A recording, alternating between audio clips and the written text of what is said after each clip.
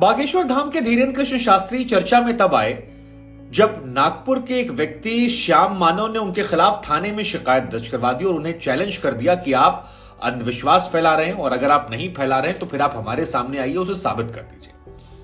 आज नागपुर पुलिस ने श्याम मानव को रिटर्न में दिया है कि पुलिस ने जांच पड़ताल की और जांच पड़ताल में कोई ऐसी विषय नहीं निकली है जिसमें यह साबित हो कि बागेश्वर धाम के धीरेन्द्र कृष्ण शास्त्री अंधविश्वास फैला रहे थे।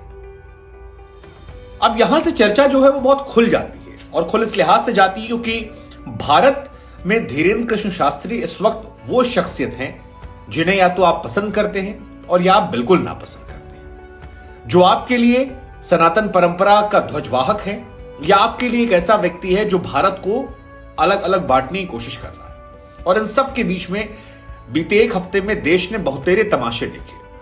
कई लोग ये आरोप लगा सकते हैं कि दिन रात टीवी वालों ने दिखाया, लेकिन दूसरा सच ये है कि जितना टीवी ने दिखाया उसका सच्चाई यह है कि लोगों ने देखा। क्योंकि धीरेन्द्र कृष्ण शास्त्री का एक वीडियो अगर सोशल मीडिया पर आ गया और उसे 12 मिलियन, 16 मिलियन या 20 मिलियन लोग दिख रहे हैं तो जाहिर सी बात है कि टीवी तमाशे को दिखाता जाएगा और आप उसे देखते जाएंगे। और अगर तमाशा लाइव हो, अगर पत्रकार चरणों में आकर कहे कि बाबा की जय हो, तो कैमरे के लिहाज से वो सूट भी करता है और जनता को देखने में आनंद भी आता है। धीरेन्द्र कृष्ण शास्त्री एक शानदार वक्ता हैं, तो गजब बोलते हैं। कई सारे इंटरव्यूज मैंने देखे, जैसे किसी एक इंटरव्यू में उनसे पूछा गया कि आप कट्टर क्यों हैं, तो उन्होंने कहा कि अपने बाप को बाप कहना अगर कट्टर होता है तो मैं कट्टर हूं, हर आदमी कट्टर होना चाहिए। उन्होंने कई और मसलों पर बड़ी बेबाकी से राय रखी और किसी ने उनसे पूछा कि भगवान श्री राम जो हैं, आप रामचरितमानस की बात करते हैं, आप हनुमान जी के भक्त कहते हैं, बालाजी के भक्त आप तो कहते हैं, तो हनुमान जी के जो प्रभु थे श्री राम, वो तो सौम्य छवि वाले थे। भगवान राम ने जिंदगी भर सिखाया कि कैसे दुश्मन की भी पूजा की जाए। तो बड़ा बढ़िया जवाब उन्होंने दिया, कहा कि देखिए राम वो हैं जो समुद्र की पूजा भी करते हैं लेकिन समुद्र नहीं मानता है तो उस पर बाण चलाने भी आते हैं, जो शास्त्र भी जानते हैं, शस्त्र भी जानते हैं। लेकिन कई बातें मुझे लगता है कि मैं इत्तेफाक नहीं रखता, जैसे हिंदू राष्ट्र वाली बात थी, क्योंकि हिंदू राष्ट्र बनाना संभव नहीं है। प्रधानमंत्री मोदी अभी कल परसों चादर भिजवा रहे थे ख्वाजा मोइनुद्दीन चिश्ती को।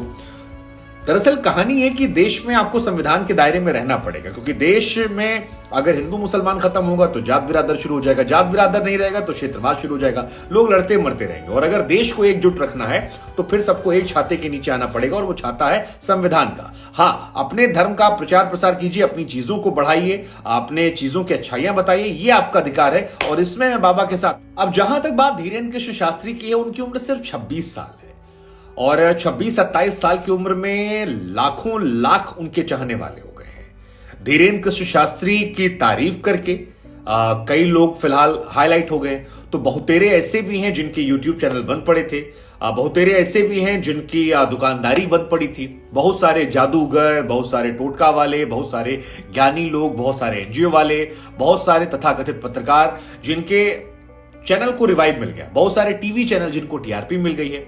लेकिन धीरेन्द्र शास्त्री का जो ये पूरा एपिसोड रहा है, ये मेरी नजर में बड़ा वॉचफुल पीरियड था, क्योंकि मुझे ये समझ आ रहा था कि अगर धीरेन्द्र कृष्ण शास्त्री यहां पर मीडिया के जाल में फंस गए तो शायद वो खत्म हो जाएंगे, और अगर नहीं फंसे तो ऐसा हो सकता है कि वो आगे एक नया पैमाना सेट कर दें, एक माइलस्टोन सेट कर दें। हालांकि मेरी सलाह अगर आप मानेंगे और मेरी निजी राय आप मानेंगे तो मेरा यह मानना है कि धीरेन्द्र कृष्ण शास्त्री बाबा जो हैं वो मोहमाया में थोड़ा सा फंस गए हैं और जनता के प्रभाव में पड़ने की जगह उन्हें सनातन परंपरा का विकास करना चाहिए। उन्हें चाहिए कि सनातनियों के लिए जितना वो कर सकते हैं, क्योंकि अपने धर्म का प्रचार प्रसार करना कहीं से गलत नहीं होता और कोई भी व्यक्ति कर सकता है, वो हिंदू हो, मुसलमान हो, सिख हो, क्रिश्चियन हो, जब तक आप किसी और धर्म को नुकसान नहीं पहुंचा रहे हैं। लेकिन जब आप जनता के बीच में जाकर जनता को एक तरीके से कहें कि लाइव टेस्ट दिखाते हैं तो फिर वहां पर आपके ऊपर सवाल शुरू होते हैं। लेकिन अगर सवाल देश पर ही आ जाएगा तो फिर मामला जो है वो गड़बड़ हो जाएगा। और दूसरी बात, मुझे लगता है कि बाबा को हर एक विषय पर राय रखने से थोड़ा सा बचना चाहिए, क्योंकि जब आप बहुत ज्यादा वोकल हो जाते हैं और आप ऐसे पब्लिक फिगर हैं तो फिर आप कंट्रोवर्शियल हो जाएंगे, आपको विवादास्पद नहीं बनना है। क्योंकि हिंदू धर्म में मेरा आज भी ये मानना है कि बहुतेरे संख्या उन लोगों की है जो न्यूट्रल है, जो कट्टर नहीं है, मतलब जिनके अंदर हृदय में किसी धर्म को लेकर नफरत नहीं है। वो अपना पूजा पाठ करते हैं, वो सुबह उठेंगे, नहाएंगे, शिवलिंग को जल चढ़ाएंगे, सूर्योदय जल चढ़ाएंगे, छुट्टी मिलेगी तो बनारस जाएंगे, वैष्णो देवी जाएंगे, अयोध्या जाएंगे, हरिद्वार जाएंगे, महाकाल जाएंगे। लेकिन वो किसी पर नफरत देके नहीं करते। और मुझे लगता है कि कहीं ऐसा ना हो कि बाबा अगर हर विषय पर बोलना शुरू करेंगे तो फिर वो उनसे दूर हो जाएंगे। मतलब ये मेरे मन में एक आशंका है। और उनकी उम्र क्योंकि लंबी है और मेरी अभी उम्र छोटी उनकी है, मुझे लगता है कि अभी लंबी उम्र उनके सामने पड़ी है, लिहाजा इन कुछ बातों से उन्हें सीखना चाहिए। बाकी वो कमाल के वक्त है और सबसे अच्छी चीज ये कि उनके पास लाखों की संख्या में अनुयायी आ गए हैं। अगर इस बात को समझेंगे कि वो एकजुट करने से ज्यादा अपना प्रभाव फैला सकते हैं, धर्म का ज्यादा विकास कर सकते हैं, तो मेरे हिसाब से व्यापक तौर पर वो अपना प्रभाव फैला पाएंगे। अगर वो इसी में फंस जाएंगे कि पठान को बॉयकॉट कर दीजिए, रामचरितमानस को राष्ट्रीय ग्रंथ बना दीजिए, तो मुझे लगता है कि विवादों में फंसकर एक वर्ग उनसे छिटक जाएगा। और बाबा को इस घटना पूरे क्रम के बाद इन चीजों से सबक लेके अपने आप को एक नए तरीके से लाना चाहिए जो धर्म का प्रचार करे। तो जहां तक मेरी निजी राय आप मानेंगे, मैं किसी चमत्कार में विश्वास नहीं रखता। हालांकि मेरा यह भी मानना है कि अगर किसी व्यक्ति की भावना किसी संत के या किसी व्यक्ति को लेकर है तो उसे छेड़ने का अधिकार भी नहीं है। और अगर धर्म में उंगली करने की शुरुआत की जाएगी तो फिर हर धर्म में ऐसी कुरीतियां हैं, हर धर्म में ऐसे बाबा, ऐसे पादरी, ऐसे मुल्ला मौलवी हैं जिनको दूसरे धर्म वाले सवाल खड़े कर देंगे और जो सवालों के घेरे में आ जाएंगे। तो इसलिए बेहतर है कि जिसकी जैसी आस्था उसका वैसा विश्वास। अगर आप नहीं मानते हैं तो आप मत कीजिए, अगर आप मानते हैं तो आपकी इच्छा, आप चाहे चरणों में लौट जाइए या फिर आप सर पे बिठा लीजिए या घर में ले आइए। और ये सत्य भी है, क्योंकि हिंदू धर्म के हिसाब से हम कहते भी हैं कि मानिए तो भगवान, नहीं तो सिर्फ पत्थर। मरने के बाद हम लोग अपनी स्मृतियों, अपने जो अवशेष होते हैं उनको गंगा जी में विसर्जित करते हैं। अब गंगा किन्हीं के लिए आस्था है और किन्हीं के लिए सिर्फ पानी।